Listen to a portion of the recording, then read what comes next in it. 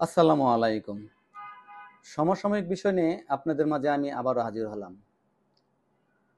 আজকে যে বিষয়টা নিয়ে প্রথমে আলোকপাত করব সেটা হচ্ছে উপদেষ্টা আসিফ মাহমুদ।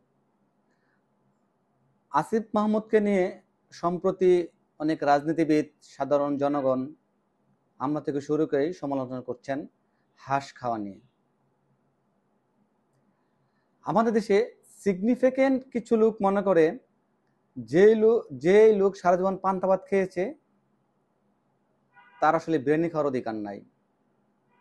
যে টেম্পুতে চড়েছে তার প্রাইভেট কার রাখার অধিকার নাই। যে লোকাল বাসে চলাফেরা করছে সে সারা জীবন লোকাল বাসে চলাফেরা করবে। সিরিয়াসলি এই মানসিকতা আমি অনেকের মাঝেই দেখছি। ক্যান্টিনে ডাল ভাত খাওয়া লোকটি কেন 5 স্টার বা ওয়েস্টার্নে ঢুকবে? সে তো ডাল ভাত খাওয়ার জন্য জন্মেছে। এই ফকিন্নি চিন্তা আমাদের মাঝে বিষ ঢুকাচ্ছে। ডাল ভাত খাওয়া ছেলেটা 5 স্টারে যেতেই পারে, মন্ত্রী হতেই পারে, বাদামি রঙের স্যুট পরতেই পারে, গাড়ি দিয়ে চড়তেই পারে। সে তো খলিফা অমর না যে ছাউনি পাতায় বসে দেশ চালাবে। তবে হ্যাঁ, সে যদি মানুষের পেটে লাথি মারে, হারাম উপার্জন করে, তবে তাকে নিয়ে সমালোচনা করা যেতে পারে।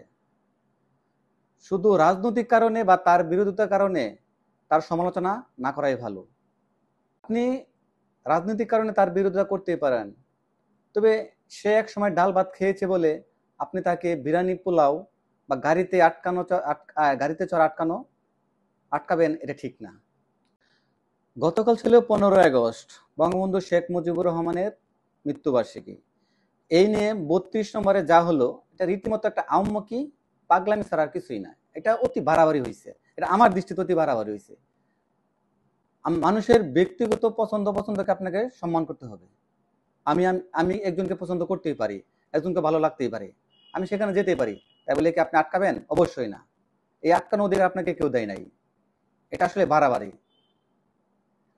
যারা গেছে তারা অবশ্যই বঙ্গবন্ধুকে ভালোবাসে, সেই জন্য তো গেছে।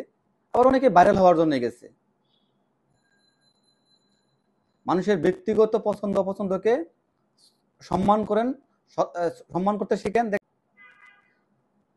আমরা দেখছি আওয়ামী লীগ আমলে জিয়ার মাজারে যারা যখন শ্রদ্ধা নিবেদন করতে গেছিল তাদেরকে অনেক হেনস্থার শিকার হইতে হয়েছে, পুলিশে গ্রেপ্তার করছে।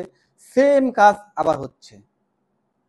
আরে ভাই, বৈষম্য বিরোধী আন্দোলন তো ছিল বৈষম্যের বিরুদ্ধে, এখন যদি আবার সেই বৈষম্য আসে তাহলে সেই আন্দোলন করার মানে কি? দেশটা তো পরিবর্তন করতে হবে না। আগে যে 15 বছর যেভাবে চলছে আপনারা সেভাবে চলবেন, তাহলে তো আর কোনো দেশের পরিবর্তন হবে না। 32 নম্বরে অনেকে যাবে, যেতে চায়, তাদেরকে যেতে দেন। তারা তাদের মতো করে শ্রদ্ধা জ্ঞাপন করবে, এটাই তো স্বাভাবিক। আপনি তাদেরকে আটকাতে পারবেন?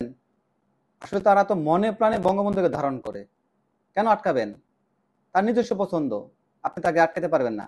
এটা আটকানো ঠিকও না। আপনি তাদেরকে যত আটকাতে চেষ্টা করবেন তত তাদের মাঝে বঙ্গবন্ধু শেখ মুজিবুর রহমান জনপ্রিয়তা অর্জন করবে। দেখবেন এক সময় সাধারণ মানুষ অতিষ্ঠ হয়ে যাবে আপনাদের প্রতি।